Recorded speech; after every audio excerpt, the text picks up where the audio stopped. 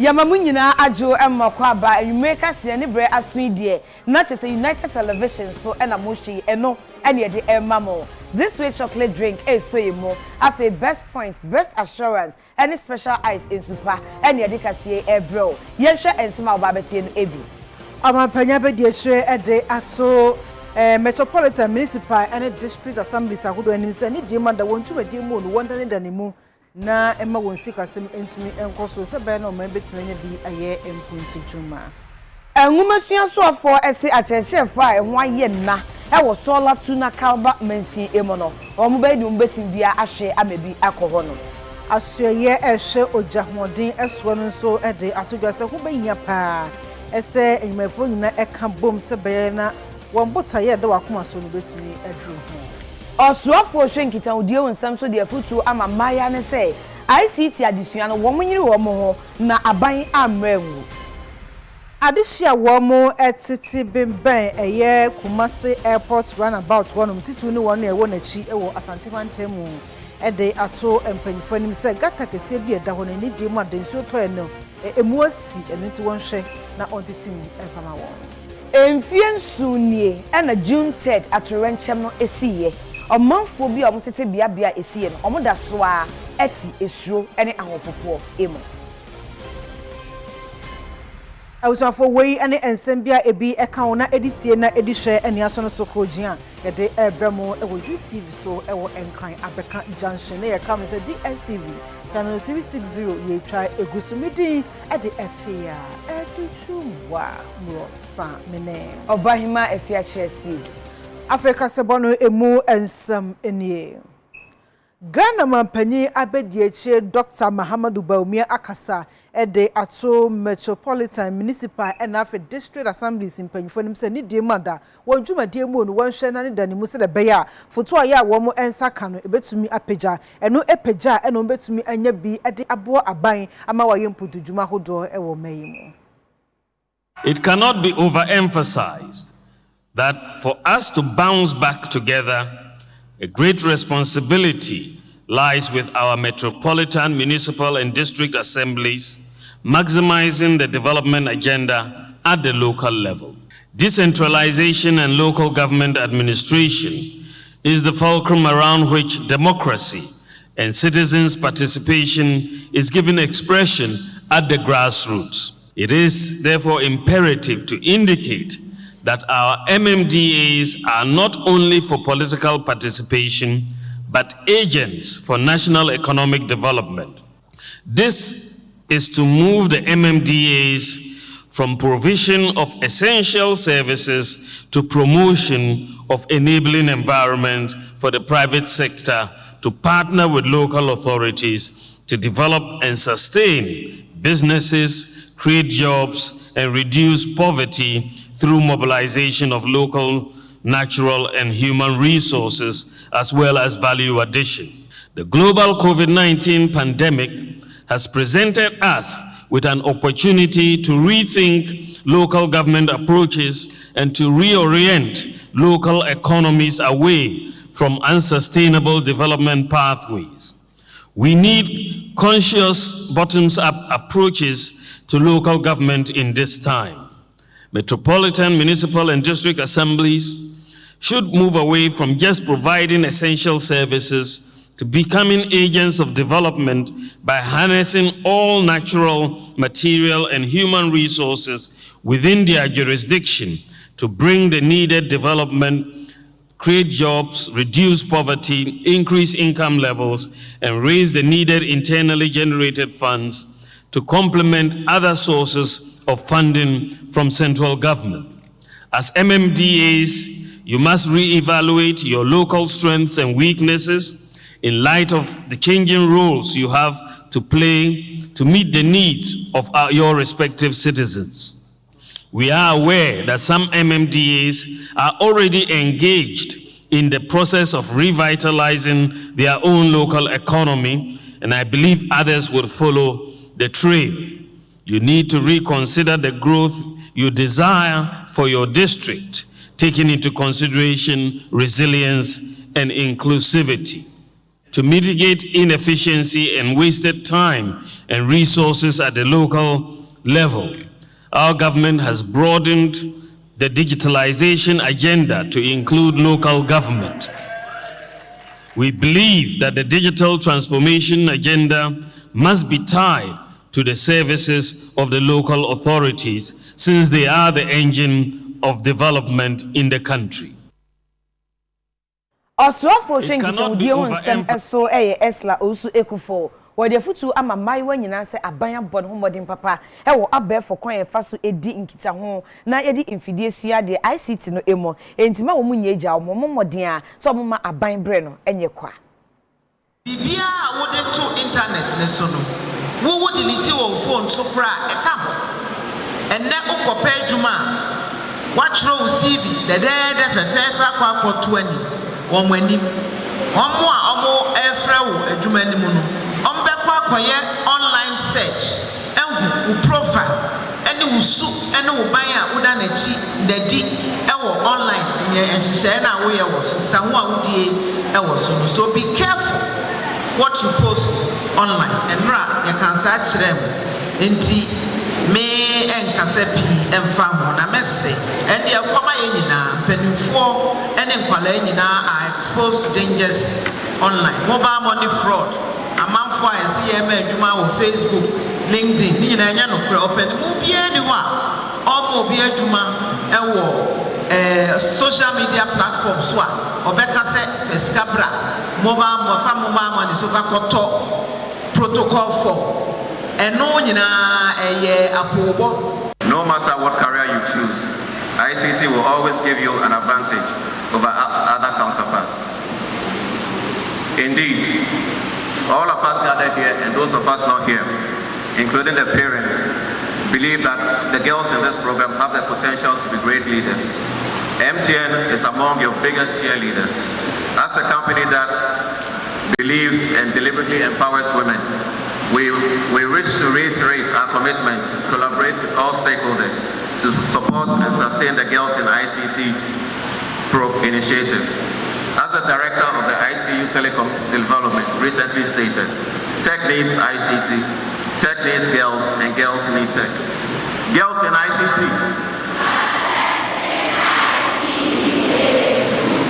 Your regional minister said you wanted everyone in the region to hear you. So we also want everyone in Accra, where some of us have come from, to hear you. Girls in ICT. Once again, thank you, the Honorable Minister, for this vision. We salute you and all the stakeholders. Girls, MTN wishes you the best. Thank you. The kaka maka chamina for ne say omo ensia na ebe bom omo try say na ebesia creative games na ebetimi creative stories and na me nso me ko fie me suaye and na ma metimi ewini na me da obibia nso o try me ase. Asweye ehwe ojahoden eso de ato won stakeholders anim say obianfo wo ho enti won dwumadim se be ya won bota kese da akomaso no won betumi aduru ho entem.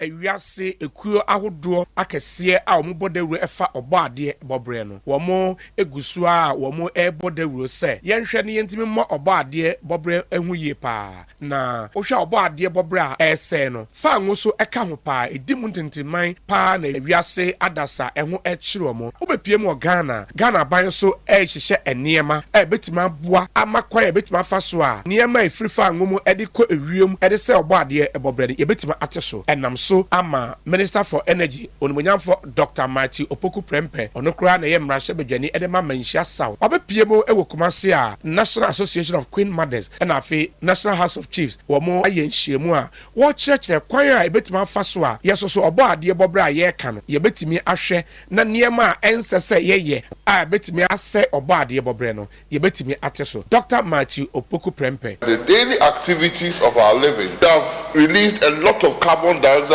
into the system, such that the whole world is getting warmer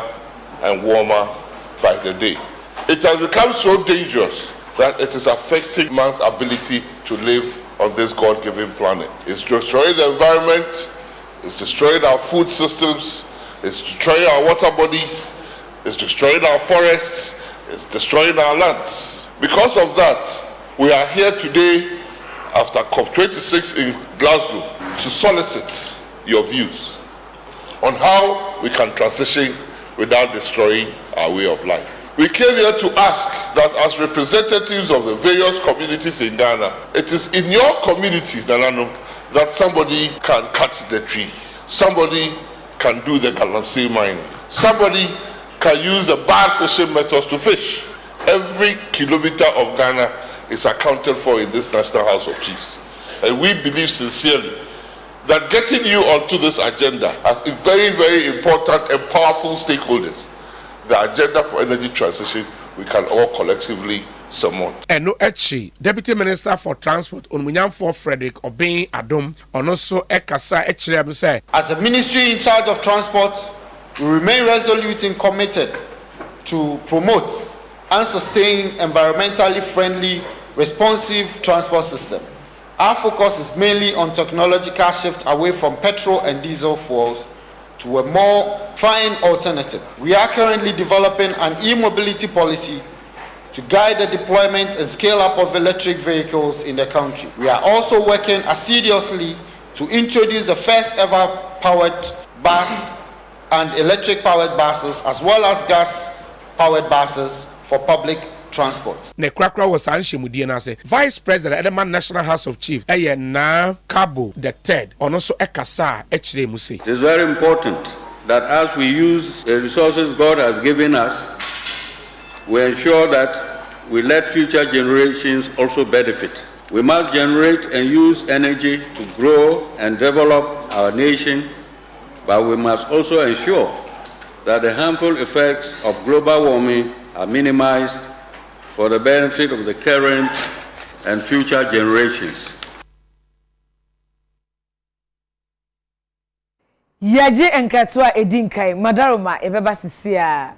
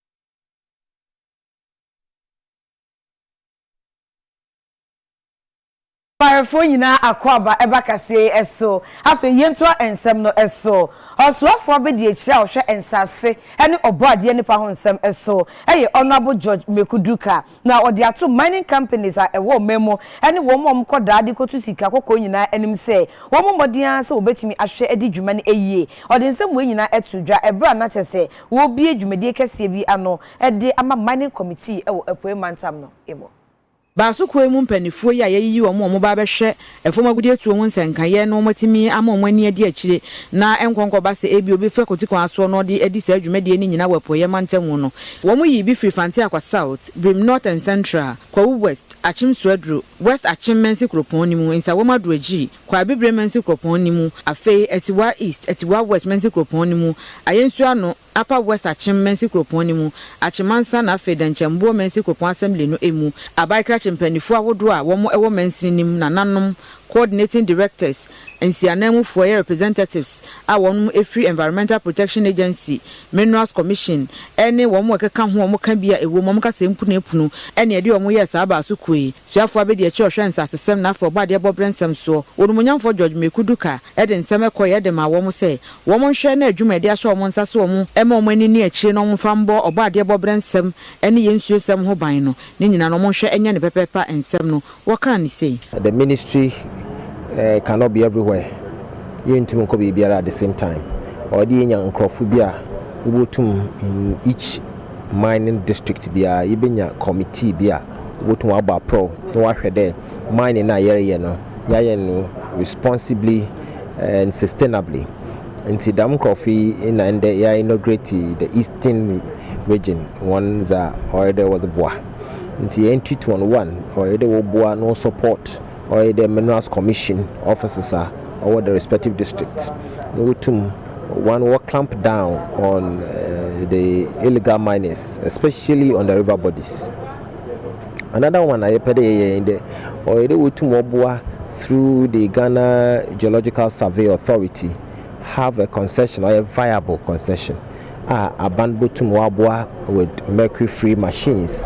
and other mining equipment obotumwaa hon wa yidwuma epoye mantamusua for Eastern Regional Minister Unumunyamfo set Kwame Champon so ekire ohawa hodo a efomagudie tu a wo monam ra kwan so no mutuo no anase wo monam kwati kwan so ye no edi bebeja oman so a wogidi se saa ba so koyi a yatie no wo mo ebetimi aboa no mo de ahwe saa ohawa nyina eho ensenkan ye. The dropout rate has increased in recent times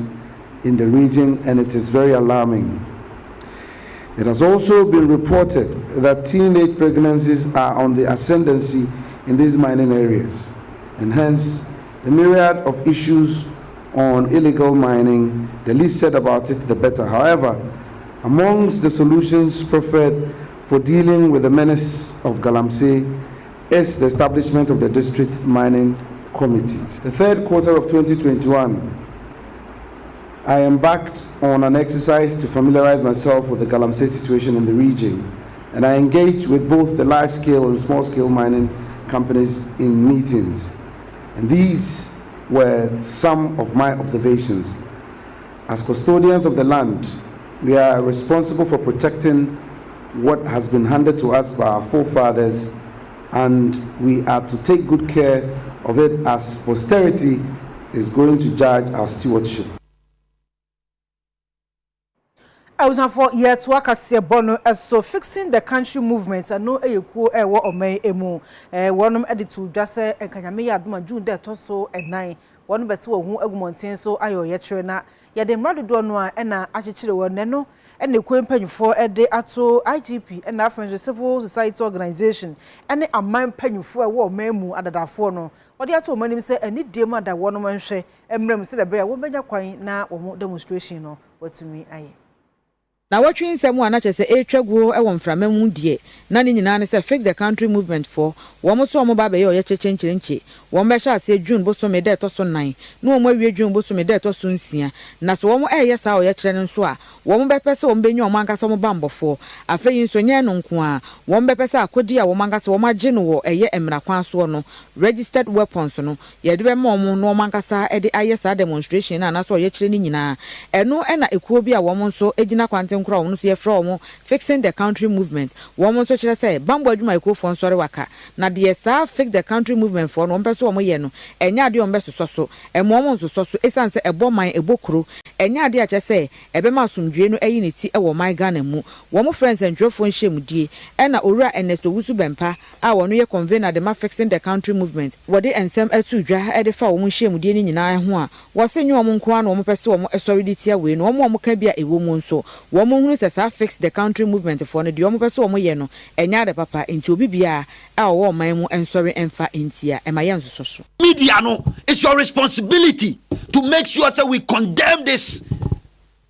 Ghana belongs to all of us. Ebia na ubefo se ebia me ozu bempa me gina hey. Mani abra me kase no. Ebia kura na me wo chance.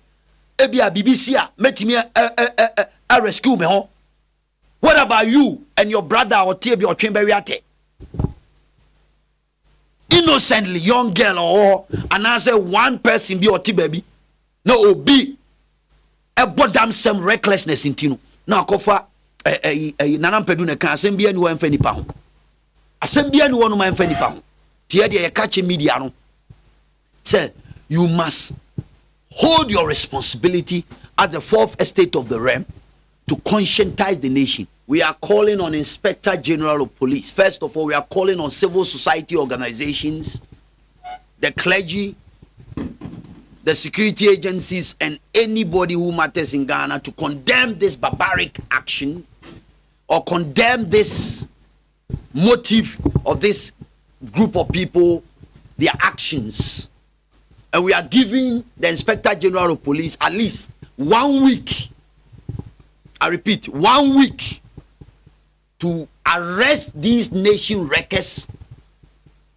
and bring them to swift justice. That because we are in a democratic state, and deal with them according to the laws of this country. We can never use emotions to judge what is right from wrong. No, what is wrong is wrong. What is right is right. And that is why we are telling you, say, and some course, you know, and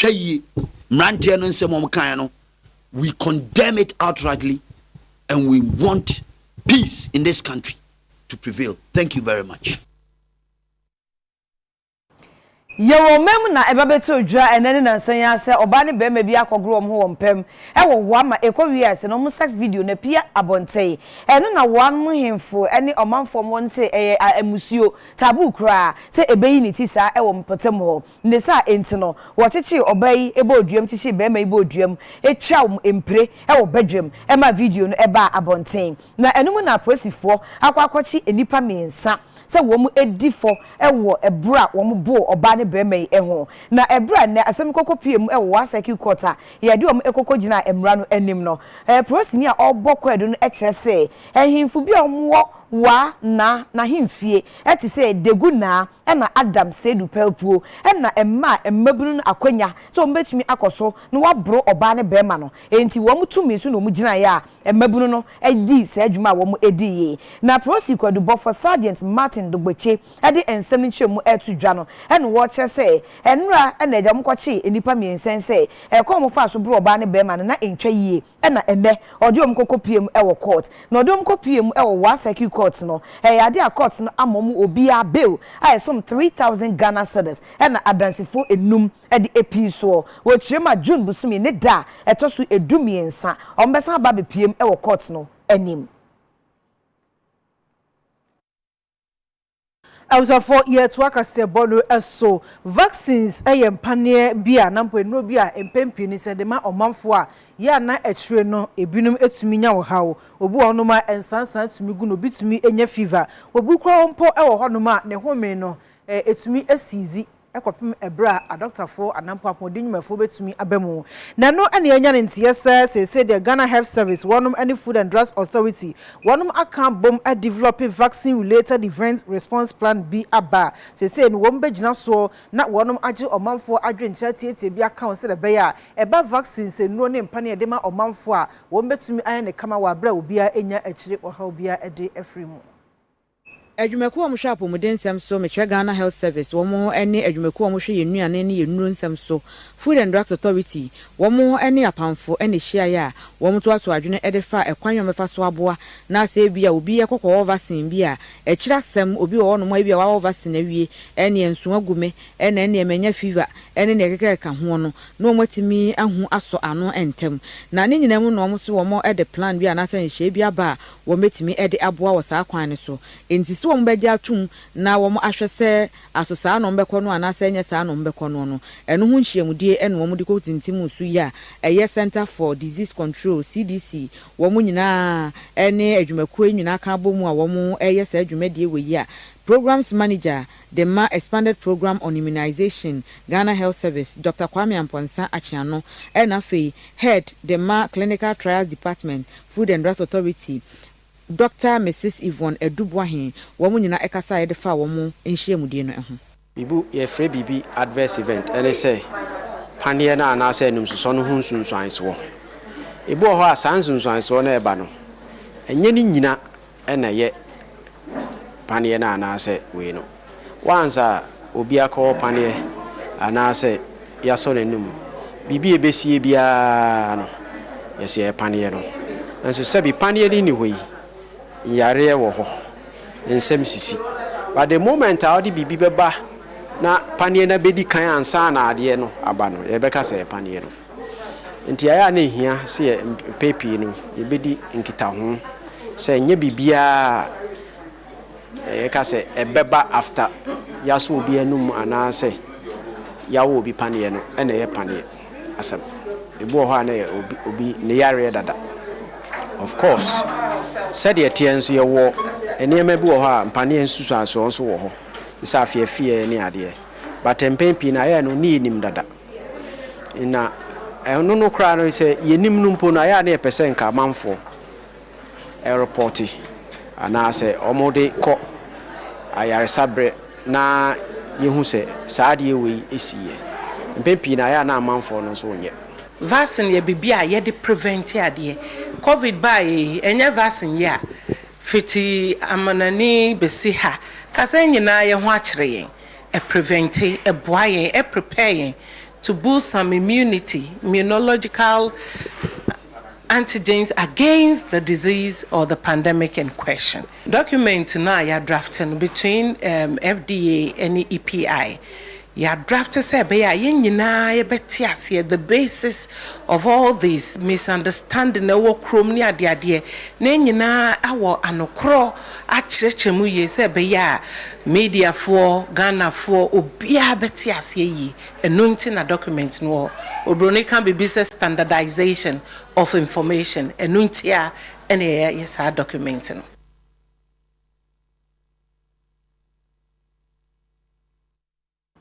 Ya ko jenka tuwe ya ba di aka nyida ya de be babo.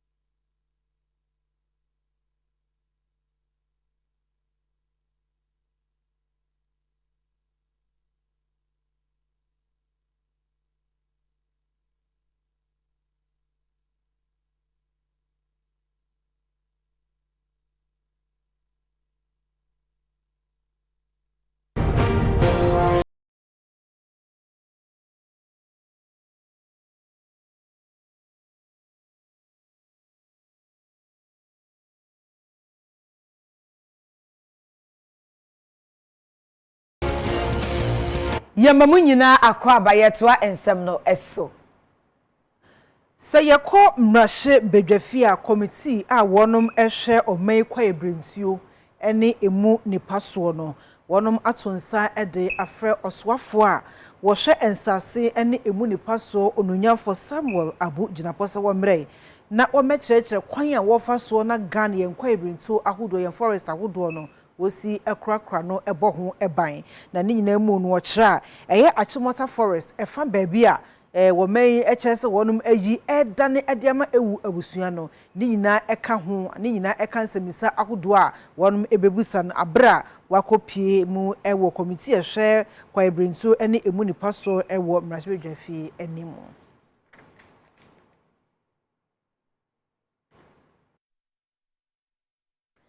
Oswafo hwe ngumesua ho nsem so no anso ye bosomtwe mrahye bedwane honorable doctor ya osei Adutwum hedi atudwa se omonya ntie se achechefo ho ayeden ewo solar tuna kaba mensin emo entiom ne Ghana Education Service edin kitam se de beya enmenu ya obehwe na sukuu so mu ya achechefo no obema ebi akoho no. Mr. Speaker, regarding the question of shortage of teachers, we have taking cognizance of areas where they are having these challenges. We are working with the Ghana Education Service to compile the list of all the shortages to be able to meet the needs of the various districts respectively. So, Mr. Speaker, I will work with Ghana Education Service to find out the specific schools where there are these shortages in regards to solar tuna carbon and do everything possible to fill the spaces accordingly. Mr. Speaker, I'm not aware of the student-teacher ratio at solar, but I'm going to, Mr. Speaker, find out immediately as to what is going on. I have no reason to doubt what my colleague is telling me, and I'm going to work on it immediately to ensure that it could be reduced to the ratio that is prescribed by the Ghana Education Service. Thank you. I represent a constituency difficulties. I put difficulties together as a question. As a minister responsible for that sector, you should come and answer the question. Then you come, you are not prepared, you have no solution to my question. It's so frustrating because me manu statistics no. Sa documentary if education directorate. Actually say it was the whole district. A teachers need our district no. It was 1,020. And at present teachers more solatuna kalba 454. And the say a teacher deficit of 566. Deficit no so availability no. And so it's a very serious issue. Document who say your schools class 1 to class 6 being managed by just a teacher. And even in some cases, teachers no more school no, they are not professional teachers. There are some of the schools are communities in Ankasa and are pet teacher or manager school. Government school no, not private school. You get to the school, teachers niho. A school that is also for over 5 years now. Most of the schools look very dilapidated. Look, furniture in the school. And maybe Yankasa furniture in here, but there should be a teacher to at least keep the children, at least take care of the children, at least teach the children. But if I have a ward that goes to school, in the first place, school than I took a year ago, doors in and furniture I can't bet rest of it all. Teacher being who manager Akwano. Who can say Akwano the next day over school? The person will not come. And at the end of the day, no, solar tuna kalba is part of Ghana. Almost 30 questions now for BC and senior high now. They don't care whether there was a teacher in Binayiri JSS or not. The questions will come, same questions for all of them to answer. That is why I'm worried.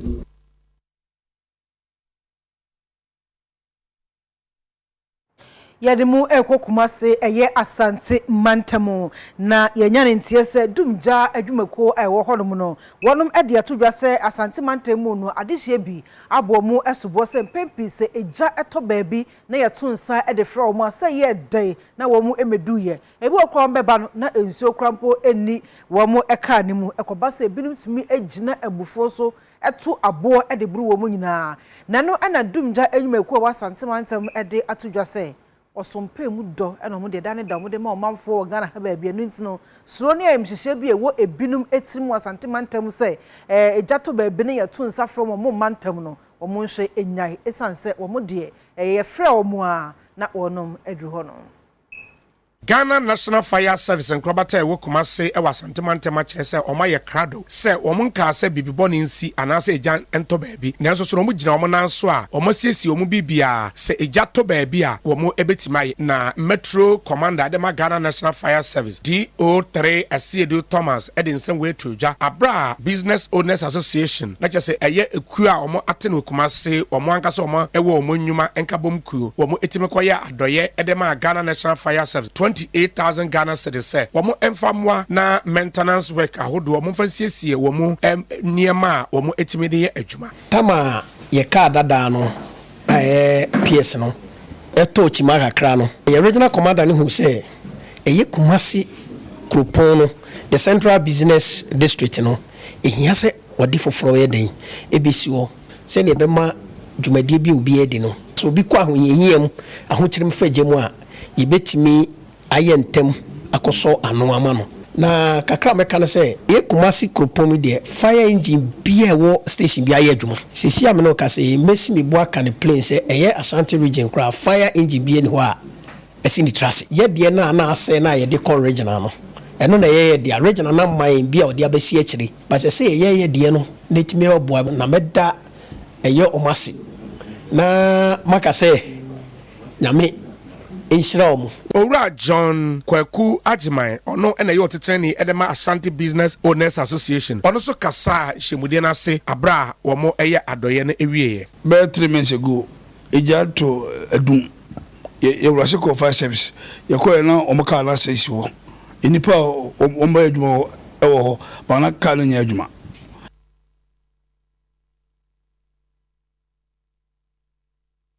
Yako etifido mantam no emo na empotable mako bese aduonum a mo eastern corridor e wo mantam no emo no amane bo chese o mate asende ni nyina ene se ye be boho e de ama obia na omanfo no enye super ano and a launch 50 borehole projects for the eastern corridor. Eastern corridor belt no free in Kwanta edefro edeba through Pasa Willinsi Bimbila Yendi Zabzugu Tatali districts na wahani nyina ye launch a 50 borehole project ya shasia ye drille ediamomo for this year ye need your partners a year Healing Hands International Ghana West African Mission and UNICEF and so a year partners ayeni omo ye adwuma na afibia no ye select communities ye drilling through assemblies no and traditional authorities no ye select communities ye insuo edema womo enti eno ye adwuma ye organization no ye no for over 35 years afi project no na ye launch no na ye launch this amre if you say ye launch no na say ye adwuma no dodo na akwanim ehunu time ye di wie enti ye launch ani enim say by November no ye be wie 50 boreholes no na ya commission ni nyina enti ensuo hu hia enti eno na ema ye adwuma ye reye no ye no if you say emofra no hia ensuo ema no titiru ehia ensuo wo na ekọ ensuo enti ensuo ni ha se obenanti kwan tintin no akosa ensuo a enye ontumi nom ema no so omokosa ensuo na omomra no na school time okura atwam omontimi nko school enti no it's an incredible experience to be able to witness that water really does change lives. We know that water is life, but to be able to see that and to witness it coming out of the ground and to know that it will change the lives of the people in this community is such a blessing from God. And we are that can help them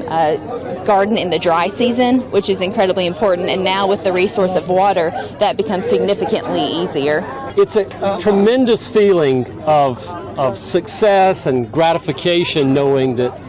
these communities like this will have clean water that will transform their lives for a long, long time. It's such a blessing to be part of that process. There's so much need. Everywhere we look, there's need for clean water. We know builds capacity for all of our organizations to do more for the local communities. And that's such a blessing to the glory of God.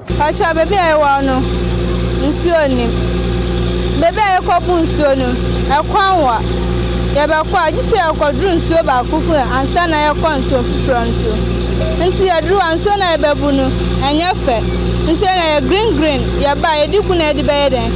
edibe ya nso na ansa na ye den ye num sansuo no nti ya unse yakupon ya de ama ese nso fra ba ye wo nti saade nso misu ya me fe me kura misu emusu ya mu fe ensia sama ma be ya mami fa pa Isenso no I wa ha no se no ye ble wa ha na esem se ko nso na wa ne hwa ha no se bre nko a se ko du ho no so a ji se ye twa nso fu France ye du ba ko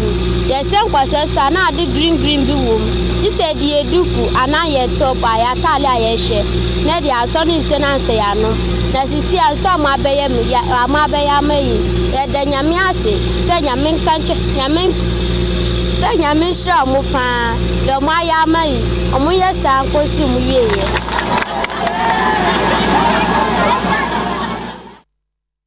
Yetwa Kasiebono eso adishia womu eti ben airport roundabout ewo Kumasi Kropom Asante Mantem wonum akasa eda desedia ato Kumasi mpanyufo enim se eni de mada gata sahudo a ededa wom animu no omu fichire no emu asi enu nti won hwese obetumi atim ede ama won se de be ya ensuo eto a enyiri emfa wonom UTV aproba ye bono wo mensini ene eye brono ahodo na ye hwese ne amanfo asetena mu esitie no ene de ekopie mu ewo airport runabout no so ewo Kumasi ewo Asante Mantema na rehosem no se okopie mu airport runabout a emprepi edru ensutobra enkankan eye June July a ensuo tokakra bi ana eho ayiri efise wo mu drainage system no enye gata ahodo ewo ho no amanfo de enema guma ama emu asi ensuo to a entimi entene eno ena adehye ni bi ene UTV nsam twefo twetwe nkomo no mo kire se o mesrem panyimfo se wo se drainage system ewo ho no wo mo etimi eye ne yie the former president Domama Bajina had tra pictures ahodo na enim se a channel na obeya no still yenye na do so ne na boafo bayi ye de se de na edu to MPP aban anim se na da woroma ne mrenie wonye gatai emayen men shafika siem kwai paani se nso yiri a kan ma omama mani mra ha na airport about cross from kwai cross from bridge na ase nyina yi efre nadmo penyini ema omu nyina respond se ombe banso omu amma nti ye sisi aye rain season se de esi ahunu no yansu a ye be obesu ekire na nipa na awu e wo se ombe hwe at least so omu mbue kra omu mbu otufo se aha na ofa kwa airport empenifo se omu mra na omu mehwe na omu muaye na ye bre ensuo to kakra bia na ha no yiri kikikikiki se ye gota na ensuo na eba no gota no ba ko pene famu adua be twako ama se mienu na aka na nya adwuma ba ko pene ye adwuma kan nipa be 7 or 8 ensuo ya na ekumomo area afi ensuo adua be twako ha ama ha choku dada ena nete ensuo asa be ma enti se si ya enim ye sere omo so mo be yi nete no na omo nyidua no na ensuo no ba etimi akokakra ya sase panyifo be boa se sa anwia na ewo mu no obi fo hianwa de ayade a o matime be yi anwa na mo de kwa yade fofo ba bi to mo boa ya ma ha ye free a ebe she na nakra ni nyam so ko si sho na to nyina na etundu ba bi ko sho anto na yiri osoro ebe ba na ha twoko enti aso so mo mo e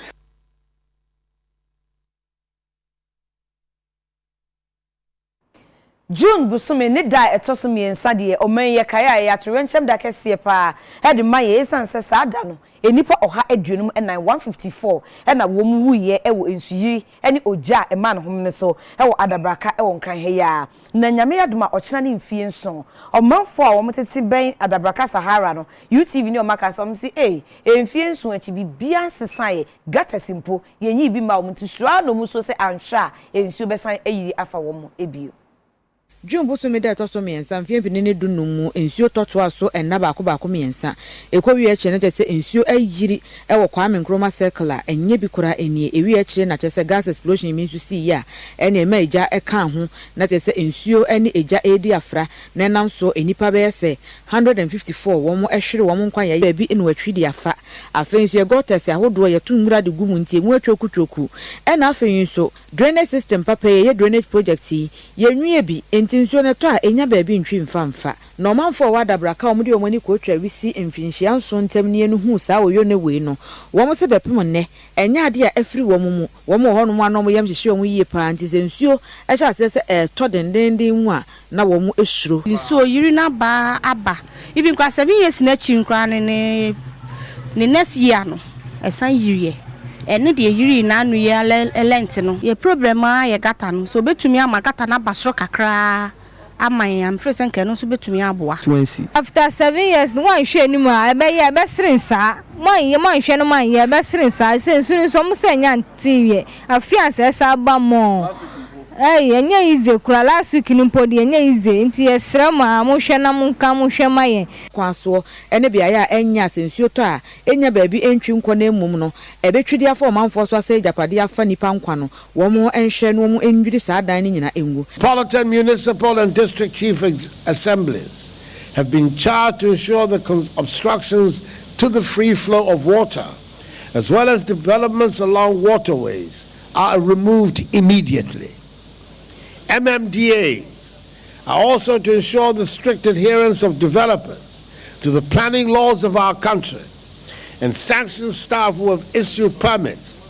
for structures to be built on waterways to serve as a deterrent to others who seek to engage in such acts. Citizens. Enkramanta musuafo no nyamfo Henry Cote wobo anan kokopie mu wo biaye a ensuo to na etwidi afo manfo so no eme ho nso ensem no wode tu dwase sei no said the nkrofo sisi dan ewo waterlogged areas anohye ya sa so aka say raining season na edui nko so bubu nkrofo ni ama anode but ye behwe baby a esi ebudi ebebu ni ahwe de nyame be but ho aso me bo bi akoko masa bola ya hwe ani ehwe gugotem o hwe ye koi nyina bola nkwa ana echoki gateso nti no ye gusuara sramo na MCs no operation creating of role ya frontage ya pass by law so you will start prosecuting people yaka nti na ye start here some trouble for mumwan na ye be pese ye be bon krofo kokko ni atwe omo so kakra danse nso beto anipa ba hwire omo nkwa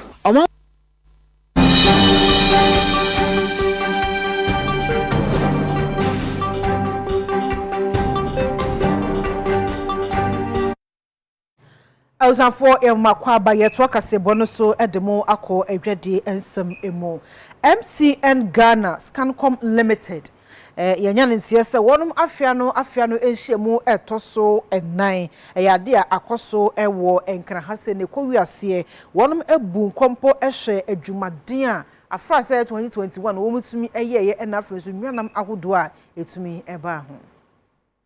MTN Ghana Scancom Limited womo de omo 4th annual general meeting ahyehyɛ so ewon krankropon mu hanom womo ede omo dwumadi omo di ye ne sika womo nyaaye ne mfaso omo nyaaye ewon fie bi ne aduonu baako 2021 no ababa betodwa womo eche se mfaso omo enyaaye no se womo echemu ede ama omo shareholder bia no a share baako bia no ebeye 11.5 pesos no mbehwe no omo etimi atua de ama shareholder bia ento ase yembo emfanwura ya wada no ne yedwumbo so me de to sudunsia emu. We also plan to expand our 4G and 4G Plus service by implementing 4G everywhere you go by the end of 2022. We also plan to scale up our efforts in the digitization journey with a focus on MyMTN and the Ayoba Super App. Mobile money ecosystem expansion will also be a key focus for us through innovations in advanced services, and we'll work to deepen the penetration of Momo users within the base. We forecast revenue growth in the high teens over the medium term from previous guidance of 13 to 15%. In addition, we will progress the execution of the expense efficiency program and our prudent approach to managing costs to deliver on our commitment of margin expansion. Execution of our Ambition 2025 strategy will continue as we seek to build a platform business that enables broader digital ecosystem acceleration. We expect to make considerable progress on localization of Scancom PLC and its subsidiary, Mobile Money Limited. Board Chairman de MTN Ghana, Dr. Ishmael Yamson, one also Ekasaye Edifa, one more Ejumedino. Leviera, we bubu no sem choi. Now, shareholders who were pretty there. Bosubu Kriya, Washasi, Jenjembiara, Yejman, Wako Foam. We saw a Yena accident, Quafum Peda was a 1 year levy in Amkakao. Bosubu Kur or Oyetia, the able to market there. One I was using 1 year bio and 1 year, and now so Yankasa Yejman, levy. When you impact on it or not. You me deb, one hour you see 11. One superman's like a crack. But maybe, sir, they able to market there. Will be called we use levy, and I won't call you use levy. Mama be a chum by a bosway by some copying Bosmesia. You bought to a CDP. They're them not, and now them not say. Yehu, they binum, Wunsuba assessor, but Usa, and Minisa, able to be a darker there, day and day. So we scarpe there this Shakopy Bierma, or there's a MTN. Who signed a company Uzibu Papa, Uzibu Papa. Yet there will invest one day.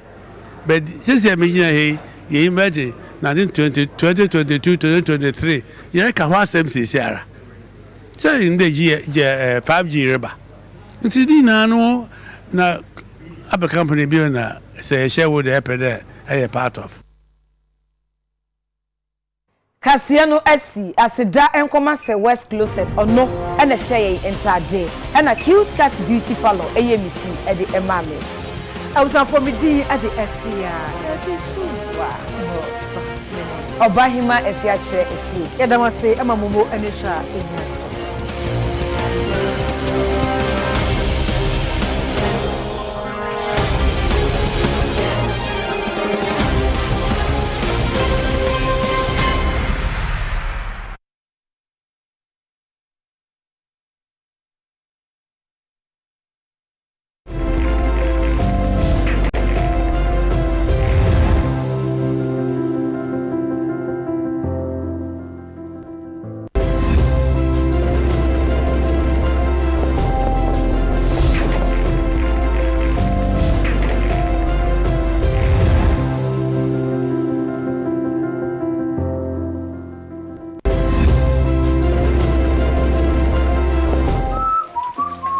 I'm ready. 14, 72.